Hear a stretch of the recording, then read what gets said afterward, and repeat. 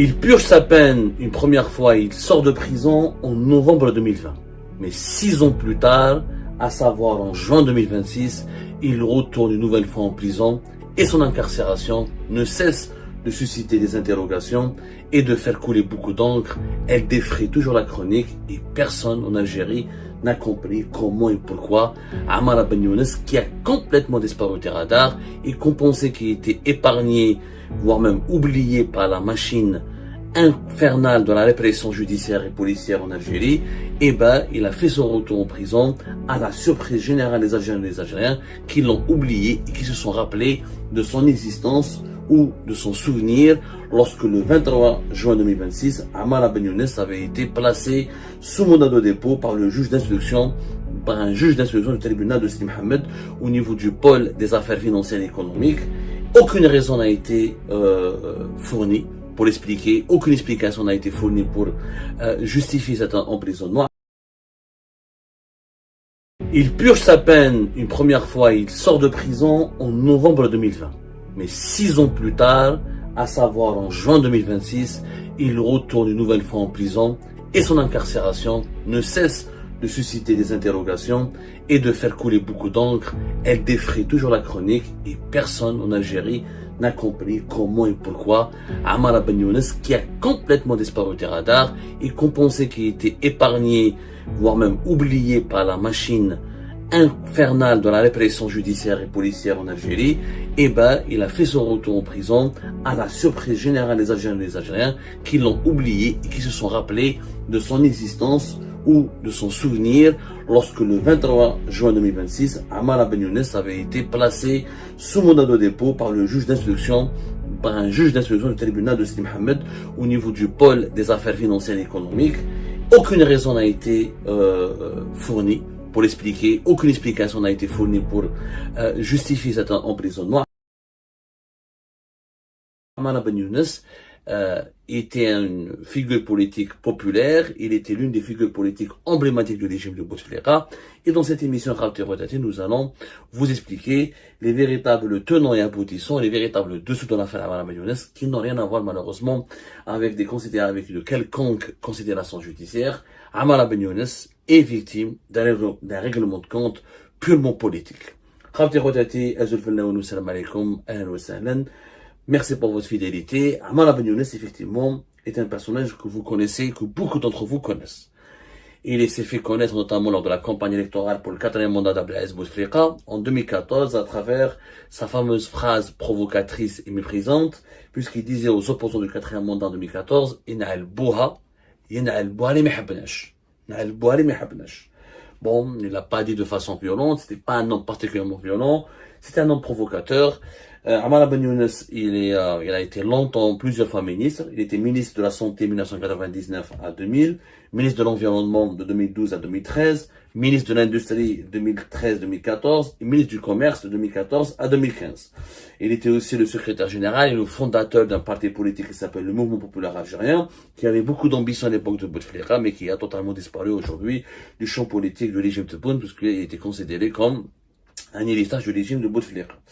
Il a été limogé en 2015 à la suite d'une dispute qu'il avait opposée à Saïd Bouteflika et un malentendu qu'il avait opposé à Saïd Bouteflika. Et comme il avait dit lui-même, il avait été limogé ou démis de ses fonctions de ministre du Commerce en 2015 à la suite d'un simple appel téléphonique, puisque Saïd Bouteflika ne voulait pas de lui. Et il y a eu tellement de fantasmes, il y a eu tellement de spéculations et tellement de rumeurs sur son départ du gouvernement, sur son exclusion par Saïd Bouteflika, que à la fin, il est devenu l'objet d'un véritable feuilleton de fantasmes politiques et judiciaires.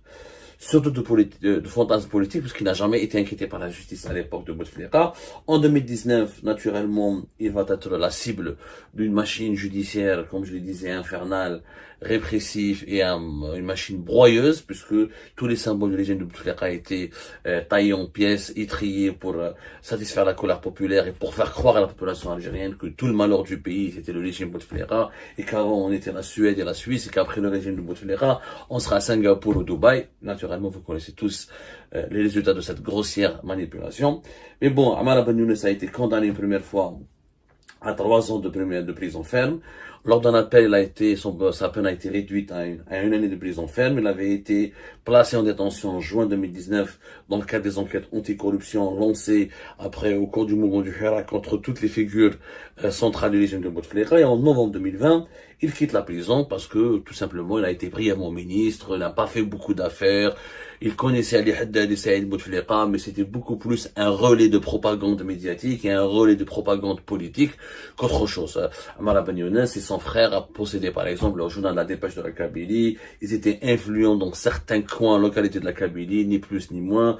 Ils voulaient faire du MPA, le nouveau parti progressiste et démocrate algérien, pour éclipser le LCD, le FFS et les autres. Ça n'a pas marché. Il a voulu faire comme Ammar Rol, etc.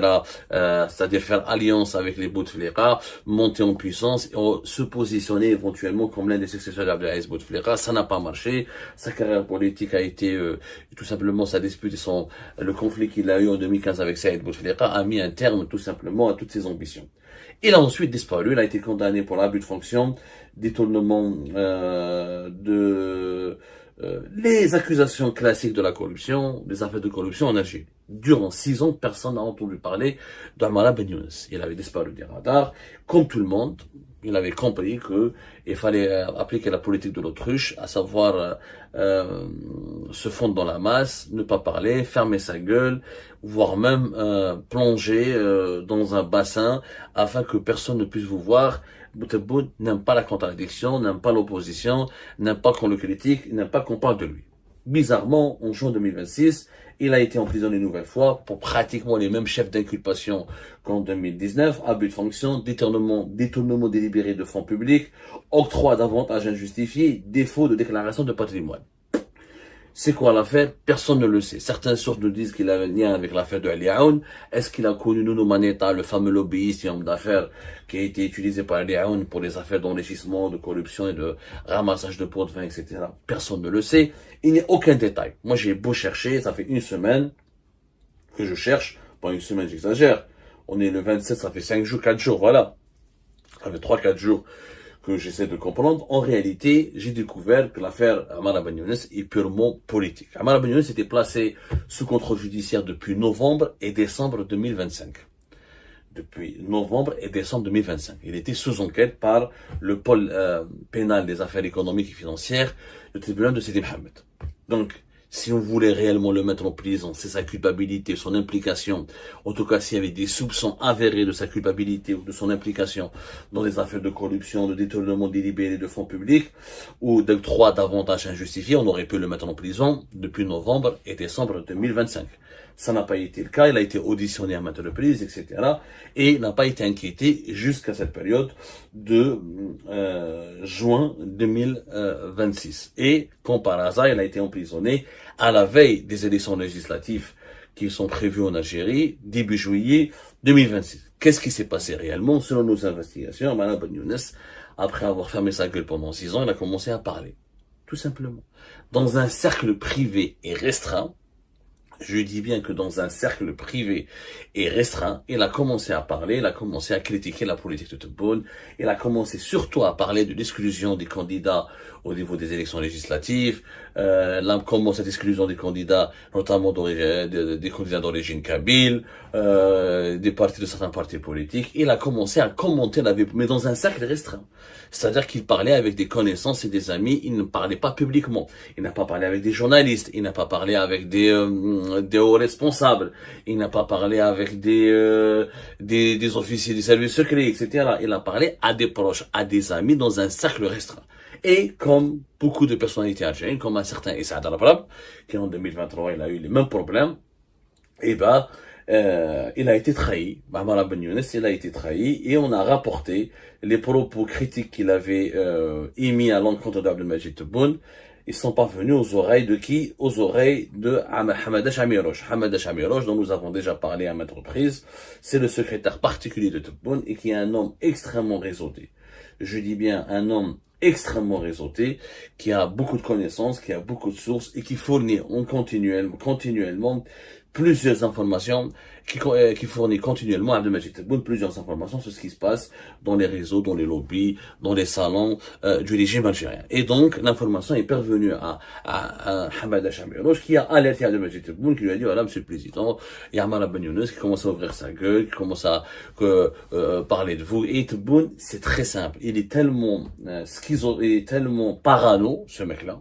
Ce monsieur est tellement parano que pour lui, toute personnalité ayant occupé des fonctions à l'époque du régime de Bouteflika, ou toute personnalité politique qui a une certaine autorité, ou qui a occupé des postes au pouvoir, ou qui a exercé des mandats au sein du gouvernement, dès qu'elle commence à parler de lui en mal, dans certains cercles privés, dans des cercles privés, c'est-à-dire avec des gens, lors de cérémonies, de fêtes, ou lors de simples rencontres amicales, ou lors de réunions amicales, etc., et pas directement, c'est son complotisme qui lui monte à la tête. Ah, il y a un complot qui se prépare contre moi. Il a tellement peur de perdre le pouvoir, et tellement peur d'être renversé. Il a tellement peur d'être contesté. Il a tellement peur de voir des opposants contre lui se fédérer pour lui causer des soucis, dès qu'il entend qu'une personnalité politique parle ou critique sa politique, il leur donne directement sa décapitation. Et c'est ce qui s'est passé. Et Saad Rablab en 2023, il lui est arrivé la même chose. Il a parlé dans un cercle privé, il a critiqué la politique économique de Tebboune. On a bien vu ce qui lui est arrivé. Il est toujours sous contrôle judiciaire. Ses propres enfants se retournent contre lui. Le régime Tebboune a utilisé les enfants de Rablab pour l'exclure. On l'a forcé à fermer liberté. On l'a forcé à prendre ses distances par rapport à la politique, par rapport au général. À l'IRD dont il était le principal soutien, et aujourd'hui le pauvre Saad Rablab, capitaine d'industrie en Algérie, qu'on l'aime ou qu'on ne l'aime pas, il est critiquable, il n'est pas à l'abri de la critique, il risque de mourir du jour au lendemain dans l'indifférence générale. Avec Tebboune, tu ne parles pas, tu fermes ta gueule. Il n'aime pas qu'on parle de lui, même en privé. Vous imaginez, même en privé. C'est ce qu'il a fait à Amara Ben Younes. Tout le reste, c'est du maquillage, c'est de la mise en scène. Vous foutez, 6 ans après, on découvre qu'il est corrompu. Pendant 6 ans, la justice n'a pas découvert. L'affaire, c'est quoi la relation? Peut-être qu'il y a des liens, peut-être qu'il y a des liens indirects ou il y a des liens lointains. Mais un mandat de dépôt à la veille des élections législatives et 6 ans après avoir été libéré, je suis désolé, c'est tout simplement de la mise en scène. Ça saute aux yeux. Qu'on arrête d'insulter notre intelligence. En réalité, en Algérie, l'appareil judiciaire est devenu la principale police politique du pays. On n'a plus besoin des services de sécurité. On demande aux juges de fabriquer des dossiers à charge, de collectionner des pièces à conviction imaginaires, de monter un dossier contre des personnalités qui dérangent Abdelmajid Tebboune ou qui l'exaspèrent pour justifier leur incarcération ou son emprisonnement. De novembre-décembre jusqu'à juin 2026, durant tout ce temps-là, il était sous contrôle judiciaire, auditionné. S'il y avait vraiment des indices ou des soupçons avérés de corruption, d'enrichissement illicite, Amara Ben Younes, il aurait été mis en prison. Amara Ben Younes, sa faute, comme la faute de plusieurs personnalités politiques avant lui, j'ai cité Saad Rablab, il y en a tant d'autres, il y en a tant d'autres qui ont chuté, qui ont perdu des postes, qui ont vécu une véritable disgrâce, que ce soit des généraux ou des personnalités politiques. Dès qu'ils parlent, dès que leurs propos critiques parviennent aux oreilles des conseillers de Tebboune, ces conseillers rentrent dans le bureau de Tebboune et disent, voilà, monsieur le président, il y a un tel ou un tel qui dit du mal de vous, il peut comploter contre vous, il peut vous nuire, il peut vous menacer, il faut le neutraliser. Et il est neutralisé. C'est aussi simple. Tebboune est un dictateur, c'est un tyran. C'est ça la vérité. C'est un tyran qui est allergique à la contradiction et à l'opposition. Allergique. D'ailleurs, imaginez, aucune personnalité politique ne parle aujourd'hui. Louisa Hannoun, elle a essayé de faire des choses, elle a été exclue des élections présidentielles. Maintenant, elle est revenue, Louisa Hannoun, elle essaie de maintenir un contact. Elle fait de son mieux pour essayer de temps en temps, elle est appréciée par Tebboune, de temps en temps, elle est en colère. Regardez ce que est arrivé à notre Saïda Narza, qui était une copine à Tebboune, une amie à lui, une proche de lui. Quand elle a commencé à critiquer son entourage, etc., elle a été d'abord mise à l'écart, exclue, forcée de quitter le pays. Ensuite, elle est revenue. Dès qu'elle a montré ses ambitions politiques pour se présenter aux élections, on lui a fabriqué un dossier. On l'a tous expliqué. L'affaire derrière Saïda Narza, on a donné toutes les preuves, tous les témoignages, tous les faits vérifiables et vérifiés. Il n'y a jamais eu de corruption électorale, il n'y a jamais eu de corruption politique. On a mis en prison son fils, son petit-fils, et elle-même a été condamnée à 4 ans de prison en procès en appel. Elle est en prison depuis pratiquement une année. C'est terrible. Elle est en prison depuis juillet 2025. C'est terrible ce qui est arrivé à Saïd Anarzat. Tout simplement terrible. La même chose. Pourquoi? Parce qu'elle a voulu se révolter contre la politique de Tebboune ou a critiqué son entourage. C'est même pas, t'as même pas besoin, en fait. Le risque n'est même pas de critiquer Tebboune. Parce qu'aujourd'hui, personne ne prend ce risque. Juste si vous critiquez un de ses conseillers, un des membres de son cabinet, son directeur de cabinet, un de ses collaborateurs ou un de ses ministres préférés et chéris, eh ben, tout simplement, vous êtes dans la merde. Vous êtes tout simplement dans une zone rouge et vous serez menacé. Je dis bien, vous serez menacé d'emprisonnement. Hay حكاية تاع notre ami entre guillemets, moi, je n'ai aucune affinité personnelle avec lui. Je n'ai absolument aucune affinité avec lui. D'ailleurs, je me suis opposé à lui vigoureusement lors de la campagne électorale pour le 4e mandat. Je ne l'ai jamais connu ni de près ni de loin. Je ne suis pas son avocat, je ne le défends pas particulièrement. Moi, je dénonce l'arbitraire. Moi, je défends la présomption d'innocence et je défends le droit, y compris à quelqu'un qui s'appelle Amar Younes, de donner son avis dans un cercle privé. La politique. Où est le problème? Où est le problème? ما عجبتوش ما عجبوش un des conseillers de Tebboune. Où est le problème? Où est le problème? Mais je fais maintenant. On n'a pas le droit d'être contre Tebboune, on n'a pas le droit. C'est pas un prophète, Tebboune, il n'est pas cité dans le Coran. Il n'est pas cité dans le Coran, c'est pas une constance de la nation, c'est pas un fondement de la patrie en Algérie, etc. Donc, qu'on arrête maintenant les Saïd Anarzat, les Amara Ben Younes, les Rabrab, les Ali Erdeli, etc. On connaît le sort de pas mal de politiques et de personnalités politiques qui ont perdu beaucoup de leur liberté, de leurs droits, etc. juste parce que ils sont considérés par le Majid Tebboune ou comme une menace, ou comme des personnes qui lui sont pas loyales, qui lui sont pas dévouées. Avec Abdelmajid Tebboune et le régime Tebboune, où vous êtes soumis, où vous êtes un esclave, où vous êtes un sujet, où vous êtes totalement dévoué, où vous êtes un ennemi. Il n'y a pas de juste milieu.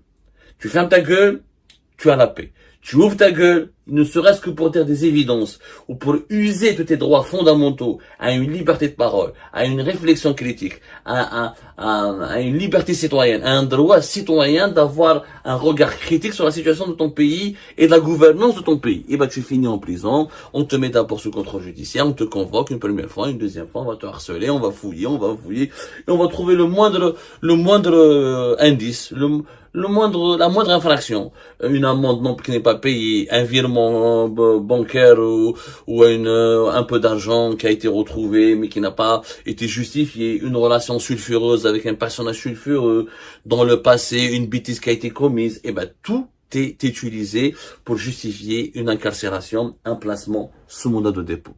Voilà la tactique et la technique de régime Tebboune, qui est limpide, qui est cruellement efficace et qui est machiavélique et méchante pour faire taire tout le monde. Le résultat, nous avons un pays qui est vidé de son élite, une élite totalement démantelée, décapitée, un pays qui ressemble à une prison à ciel ouvert ou une caserne à ciel ouvert. Personne ne parle, personne ne réfléchit. Nous sommes les Algériens sont devenus lobotomisés, plus de cerveau, plus de droit à la parole, plus de parole libre tout simplement. Le régime décide, il applique ses agendas, il tourne en rond et le pays par conséquent tourne lui-même en rond.